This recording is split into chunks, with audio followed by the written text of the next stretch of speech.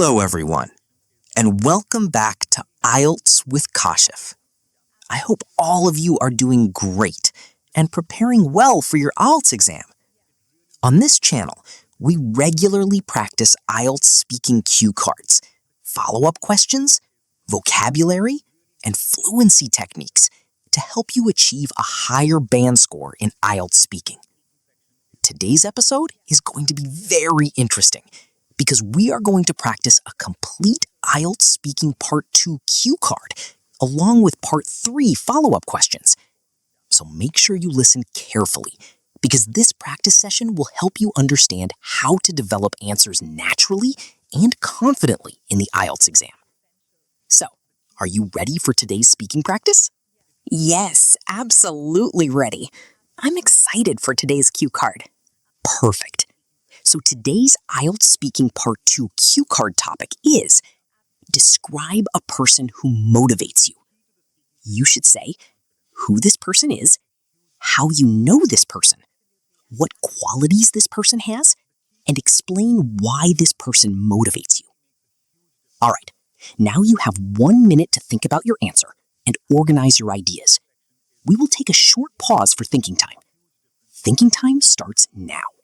All right, your time is over. Please start speaking. Thank you. The person who motivates me the most is my older brother Ahmed. He has always been one of the most hardworking and positive people in my life. Since childhood, I have looked up to him because of his dedication, discipline, and calm personality. I know him very closely because we grew up together, and I have personally seen how much struggle he went through to become successful. Ahmed is currently working as a software engineer in a well-known company, but his journey was not easy at all. Our family faced financial difficulties when we were younger, and there were many situations where he could have easily lost hope. However, instead of giving up, he stayed focused on his education and continued working hard every single day. One thing that inspires me the most about him is his determination. Whenever he sets a goal, he remains consistent until he achieves it. For example, during his university life, he used to study late at night, after doing part-time work during the day. Even when he was physically tired, he never stopped trying to improve himself. Another quality I really admire is his positive attitude. He does not complain too much about problems. Instead, he tries to find solutions calmly and encourages other people around him to stay hopeful as well. Whenever someone in the family feels stressed or worried, he is usually the person who motivates everyone and gives practical advice. Apart from that, he is also a very humble and respectful person. Even after becoming successful, he still treats everyone kindly and respectfully. He often helps students by guiding them about education, careers, and skill development. I think this shows his generosity and good character. The reason why he motivates me so much is because he taught me an important lesson in life. He showed me that success does not come overnight. It requires patience, discipline, consistency, and hard work. Whenever I feel demotivated or stressed about my future, I think about his journey, and it gives me strength and confidence again. Because of his influence, I have become more serious about my own goals and studies.